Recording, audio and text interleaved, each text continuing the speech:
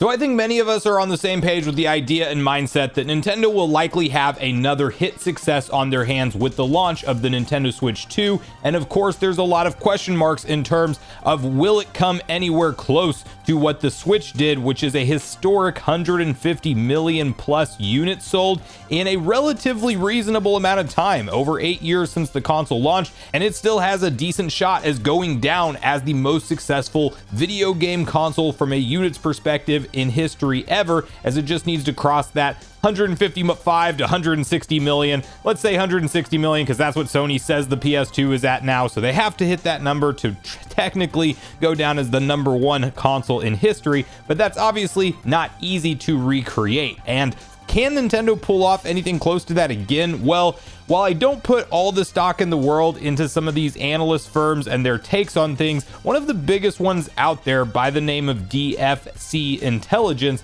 has put out a report that I find to be rather interesting, especially as a lifelong Nintendo fan that obviously wants to see them succeed this generation and have a follow-up to a historic console in the Nintendo Switch. And obviously, when Nintendo makes money on their hardware and software and things go well for them, we eat good as gamers at the end of the day and have some enjoyable experiences on these consoles. And the numbers that are being suggested from this particular report are not only huge and would put it in line with the success of the Nintendo Switch, but also there are some interesting claims about how third parties might end up viewing Nintendo this console generation, which I think puts out a very interesting idea out there around the priority that Switch 2 would be to third-party devs, and could it actually be something like the biggest deal to these companies. So we're going to unpack all of this info, but before we do, make sure you like, subscribe, and turn on your bell notification to join Sunbro Nation if you're new here. And I want to first kick it off right over at DFC Intelligence, where they have the following write-up.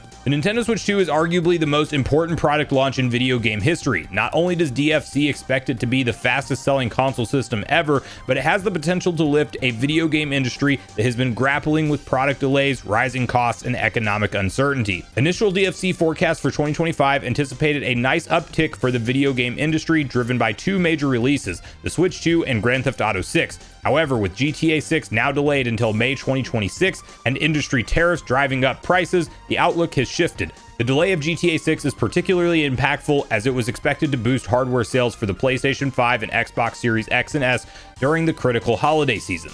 As a result, DFC now projects a decline in console video game software sales in both North America and Europe. North America is expected to see a 2% decline in 2025, with Europe expected to see revenue remain flat from 2024 levels. In sharp contrast, Japan is expected to see a 25% increase in console software revenue in 2025. Nintendo has enjoyed a resurgence in Japan, and the Switch 2 is aggressively priced for the Japanese market. When Japan sales are taken into account, DFC forecasts overall video game console sales will grow 3% in 2025. The Nintendo Switch 2 is now the key driver of industry growth for 2025. DFC has increased its forecast for Switch 2 unit sales from 15 million to 16 million. If manufacturing could meet demand, the Switch 2 could sell as many as 20 million units, but DFC considers this unlikely as Nintendo is expected to take a conservative approach to inventory. Reflecting its historically conservative approach to new product forecasting, Nintendo is estimating sales of 15 million Switch 2 units through the end of its fiscal year in March 2026. When the original Switch launched back in March 2017, Nintendo initially projected 10 million units for the fiscal year, but ultimately sold 15 million units during that period. Based on that track record, the fact that Nintendo is forecasting a 15 million unit number gives us confidence that they will be able to ramp up supply and navigate tariff challenges. Despite these short-term supply issues, the video game industry remains robust from a consumer demand perspective. When GTA 6 launches a year from now, it should help drive the industry to further heights. From 2026 through 2029, we expect to see the video game industry set new hardware and software sales records. Meanwhile, the Switch 2, along with the growth of mobile PC game devices, is redefining the landscape of the video game industry. Nintendo can no longer be considered as playing in its own separate space. With the Switch 2, Nintendo is positioning itself as a central player in the broader console and PC gaming ecosystem. DFC forecasts that by the end of 2029, the Switch 2 will have sold over 100 million units, making it the leading console system by a wide margin. The next few years could see Nintendo for the first time becoming the primary partner for third-party game publishers. This dynamic evolution will shape the future of gaming.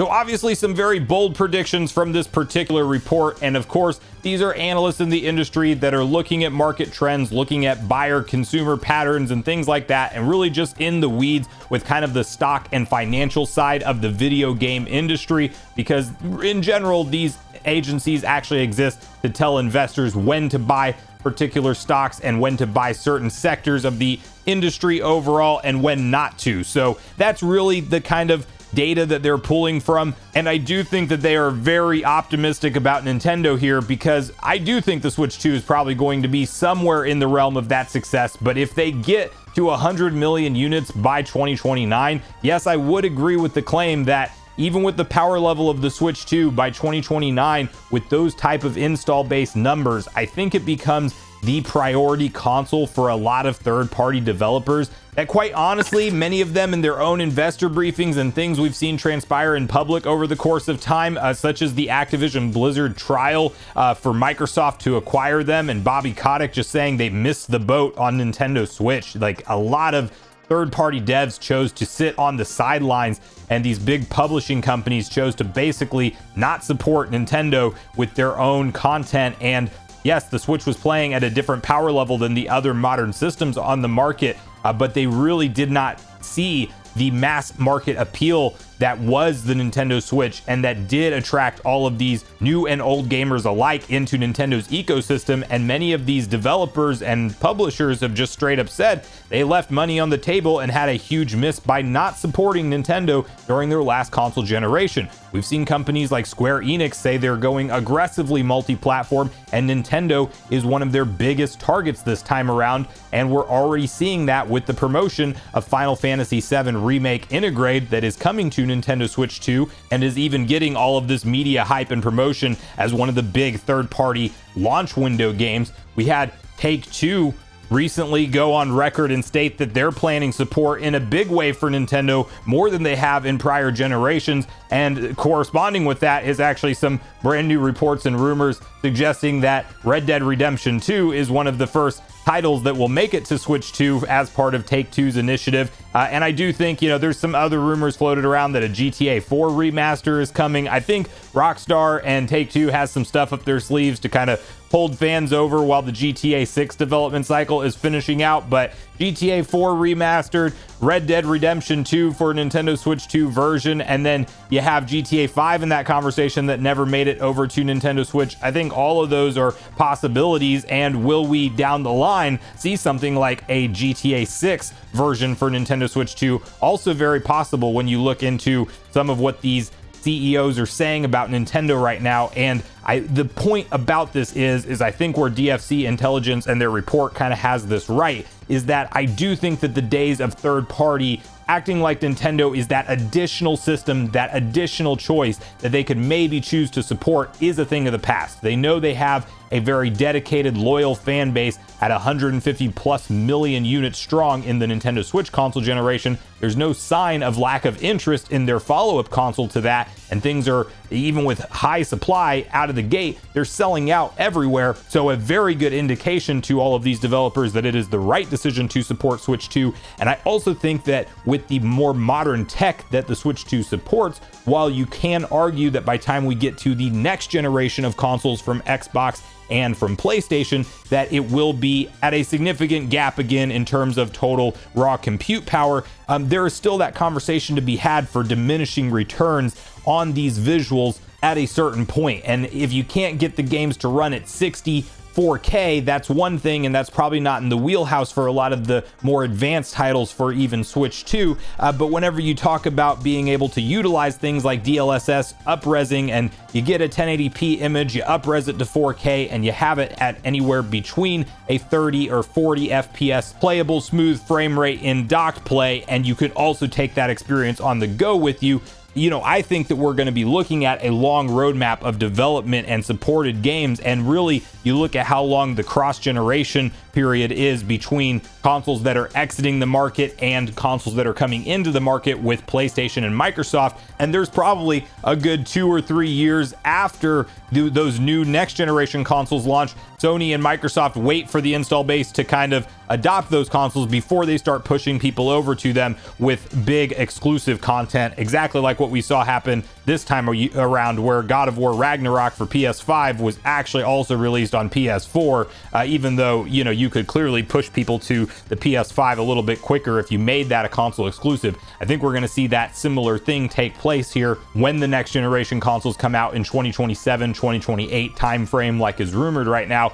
And so Nintendo is going to be in a very competitive space for the foreseeable future with their place in the market with the Switch 2. So obviously we won't know how this thing is really going to sell and if it can hit something like 100 million units by 2029, but I do think that if this initial momentum is anything to go off of and the initial interest we are seeing from consumers online around the Switch 2, that yeah, DFC might be onto something here. And I do agree with the mindset that third-party support is not just something we are going to see only during this launch period and launch window of the Switch 2, because there's a lot of ports that never made it over that do make sense now with a more powerful iteration of the console hardware, but also that these companies have realized that they should not sleep on supporting Nintendo when they have such a large chunk of the gaming audience on their platforms, and that's obviously good things for all of us that choose to pick up a Switch 2 at the end of the day. So let me know in the comments down below what you make of this report. Are you on the same page with this kind of optimistic mindset that Nintendo